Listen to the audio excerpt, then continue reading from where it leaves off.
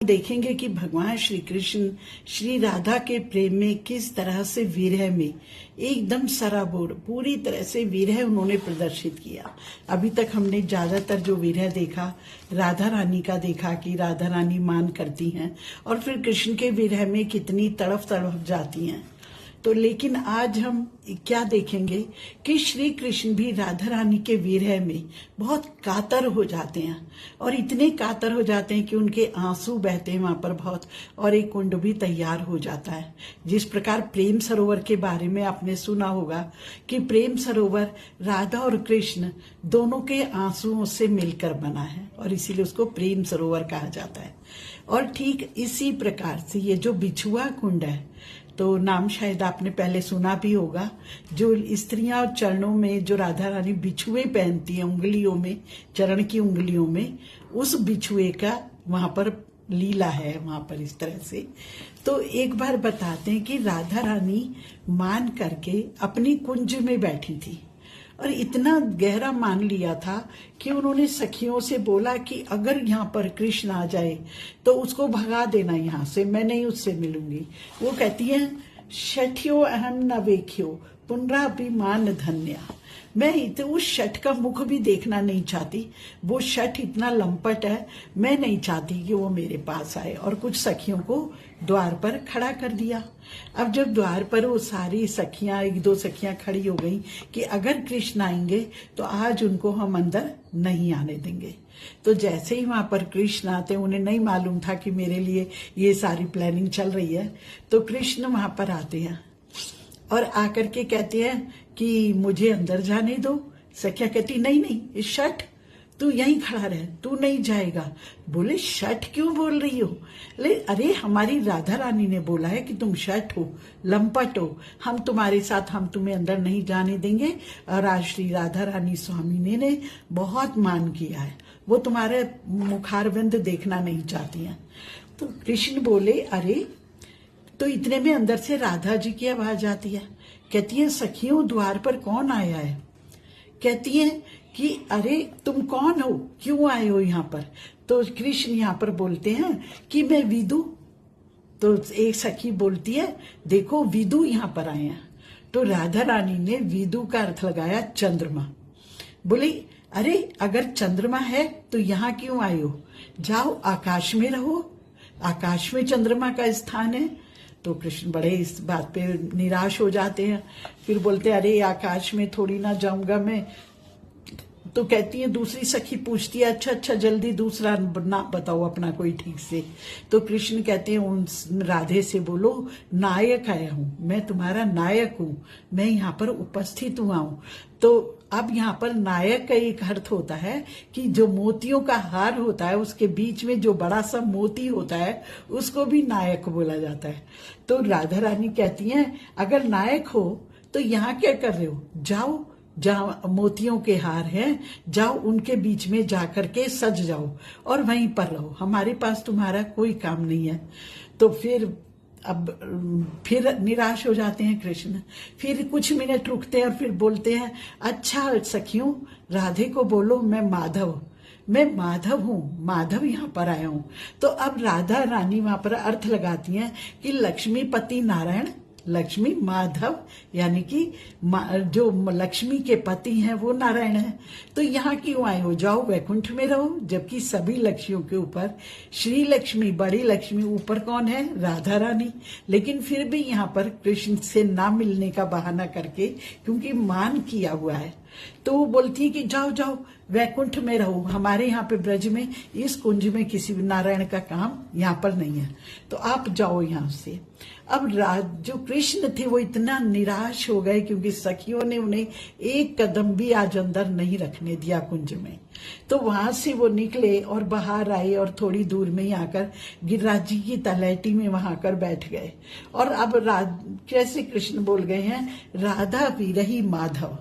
अब ये राधा के विरह में इतना तड़फ रहे हैं, इतना रो रहे हैं, तो रोते रोते कहते हैं कि जो उनका जो चंदन था, शरीर पे जो लेप लगा हुआ था, वो भी सारा उनको ठंडक नहीं पहुंचा रहा था, जो मलय पवन चल रही थी वो भी उनको ठंडक नहीं दे रही थी। वहां पर जो यहाँ पर इतना तापित हो गया उनका शरीर, अब वो कहते हैं कि अब चाहे चंद्रमा हो या मलय पवन हो या चंदन हो, कुछ भी उन्हें शीतलता प्रदान नहीं कर रहा। उनका शरीर विरह के ताप में इतना तपने लगा, तो तपते तपते उनका जो पीतांबर था वो भी उनके पसीने से भीग गया। लेकिन वो भीगा हुआ पीतांबर भी उनको लेश मात्र भी ठंडक नहीं पहुंचा रहा था, तो वह भी ताप के कारण शांति नहीं कर रहा था।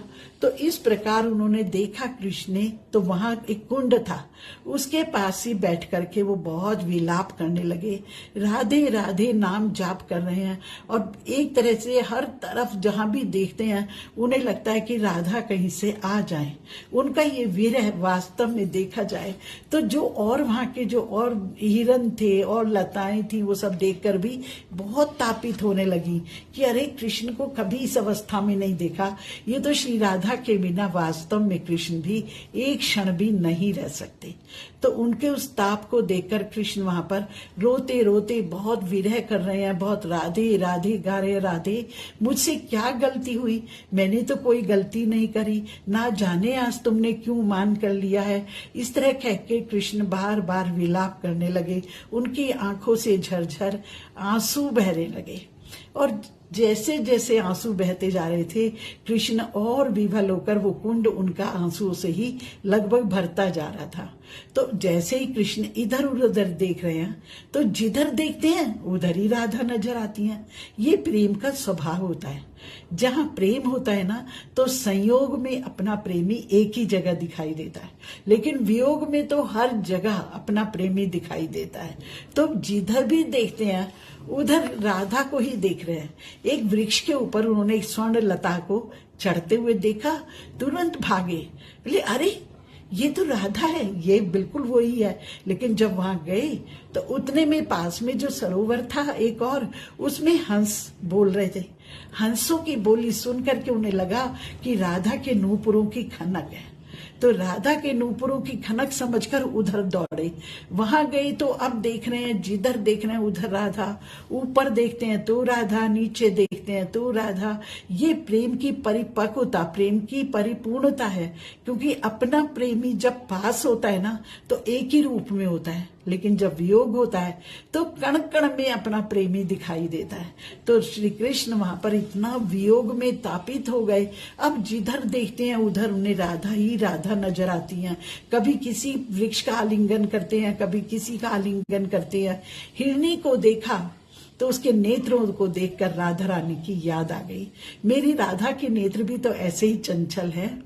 और इस प्रकार से जैसे ही किसी को भी देखते हैं और जिसकी झनकार को देखते हैं, चंद्रमा को देखते हैं, तो उन्हें याद आती है अरे ये भी मेरे राधा जी के मुखार बिंद जैसा है।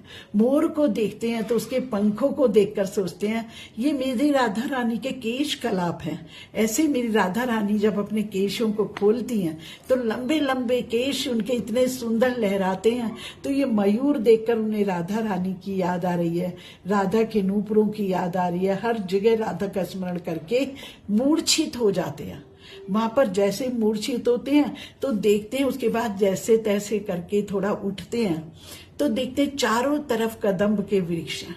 अब कदम के वृक्षों को देख करके फिर उन्हें एक गीत याद आ जाता है जो जीव गोस्वामी जी ने लिखा है इसी में, श्री श्री राधा कृष्ण अर्चन दीपिका पुस्तक में से है। तो उसमें जीव गोस्वामी जी ने राधा कृष्ण के ऊपर एक गीत लिखा, तो उस गीत को देख करके पढ़कर उसका अर्थ बताती हूँ। संस्कृत में है, तो कहते हैं हरि हरि, यानी कि हाय हाय मेरा दुख अब कौन सुनेगा, मेरा दुख मेरा ताप सिर्फ राधा रानी के नाम लेने से ही, उनके पास आने से, उनके स्पर्श से मेरा सब कुछ दूर होता था। लेकिन हाय राम, अब ये राधा रानी को मैं कैसे खिलाऊं। आज तो क्या हुआ है कि मैं गया तो पहली बार ऐसा हुआ कि राधा रानी ने मुझे देखकर मुंह फेर लिया। जब अपनी सखियों से हंस रही थी और मैं उस तरफ गया तो राधा रानी ने अपने वस्त्र आंचल से लेकर, अपने वस्त्रों का एक आंचल बनाकर उससे अपने मुख को ढक लिया। मुझे अपना मुख देखने का भी उन्होंने सुख सौभाग्य नहीं दिया। ऐसा कब होगा कि मैं राधा रानी के इस प्रेम में डूब जाऊंगा, कब मुझे उनका संग मिलेगा। इस प्रकार वहां पर रोते जा रहे हैं। तो उधर एक दो सखियां आई। जब सखियां आई और उन्होंने देखा कृष्ण बहुत विरहित है, इतना विरह में है, तो कैसे होगा। कृष्ण की तो बिल्कुल रंगत ही बदल गई है, कृष्ण का ऐसा स्वभाव ही नहीं है। ये तो इतना हंसते हुए अच्छे लगते हैं, लेकिन आज कितना विलाप कर रहे हैं। तो वो सखियां फिर राधा रानी के पास जाती हैं और राधा रानी से बोलती हैं कि आज कृष्ण आपके विरह में बहुत आतुर हैं, आपको वहां पर चलना चाहिए। तो राधा रानी एक मन से तो आना ही चाहती हैं, लेकिन उनकी सखी है ना ललिता जी, कहती नहीं नहीं राधे, आज आप नहीं जाओगी। तो हम जो राधा रानी के गुण पढ़ते हैं 25 दिव्य, उसमें एक गुण ये भी है कि वो सखी वशिता, जो सखियां कह देती हैं उनकी बात का भी सम्मान करती हैं। तो सखी ने बोला नहीं नहीं अभी तुम नहीं जाओगी, लेकिन सखियां क्या करती हैं, कुछ बहाने से राधा रानी को वहां कृष्ण के पास ले आती हैं। अब जब वहां आती है तो राधा रानी उस कुंड में आकर सखियों के साथ जल क्रीड़ा कर रही हैं, खूब जल क्रीड़ाएं करती हैं वहां पर। लेकिन क्रीड़ा करते करते हुए क्या होता है, एक सखी या तो मिलन भी कराना चाहती है, क्योंकि राधा कृष्ण का जब हम देखते हैं प्रेम, तो कुछ स्थान ऐसे हैं जहां पर उनका विरह है, कुछ स्थान ऐसे हैं जहां मिलन है, लेकिन कुछ स्थान ऐसे भी हैं जहां विरह और मिलन दोनों ही होता है। वैसे भी सखियां जो मंजरियां हैं वो कभी भी राधा कृष्ण का विरह दिखा करके कभी भी खुश नहीं होती। उनका एक वाक्य होता है, तुम लालन संग मुदित विराजो, मोही करो मुख चंद्र चकोरी। उनकी इच्छा होती है कि राधा और कृष्ण एक पल के लिए भी कभी अलग ना हो। तो वो चाहती हैं कि तभी हम उनका सुख करें, उनका दर्शन करें, क्योंकि वो एक साथ जब विराजमान होते हैं तब उनका एक अलग उनका आनंद है। तो फिर वहां पर कुछ सखियां, शायद उन्होंने ही जैसे राधा रानी के चरणों में से एक बिछुआ उस कुंड में गिरा दिया। अब राधा रानी जब कुंड से बाहर निकली जल क्रीड़ा करके, तो देखने लगी अरे मेरे चरण में तो एक बिछुआ कम है, आज तो घर जाऊंगी तो डांट पड़ेगी। मेरी सास जो जटिला है वो तो तुरंत ही मेरे ऊपर आक्षेप करेगी कि जाकर एक बिछुआ कहाँ घुमाई आई। तो अब क्या करूं। तो राधा जी भी वहां पर थोड़ा थोड़ा विलाप कर रही हैं। तो तभी कृष्ण ने क्या किया, वहां ऐसे नहीं गए अपने स्वरूप में, उन्होंने तुरंत ही एक सुंदर सखी का स्वरूप धारण कर लिया, एक सुंदर सी सखी बन गए और उसी सखियों में जाकर मिल गए। और जाकर के वहां पर जब पता चला कि राधा जी क्यों विलाप कर रही हैं, पता तो है, तो उनसे पूछ रहे हैं अरे ये सखी जो प्रधान सखी है तुम्हारे बीच में, आज ये क्यों विलाप कर रही है, क्यों इसका मुंह मुहासा हो रहा है। तो सब सखियां कहती हैं क्या करें, ये कुंड हमने अभी अभी देखा और इसमें हम जल क्रीड़ा कर रही थी, लेकिन हमारी सखी का एक बिछुआ यहाँ पर खो गया है। तो अब कृष्ण को तो मौका मिल गया, तुरंत गए और नीचे उस जल में उतरे और मुट्ठी भर के वहां से बिछुए ले आए।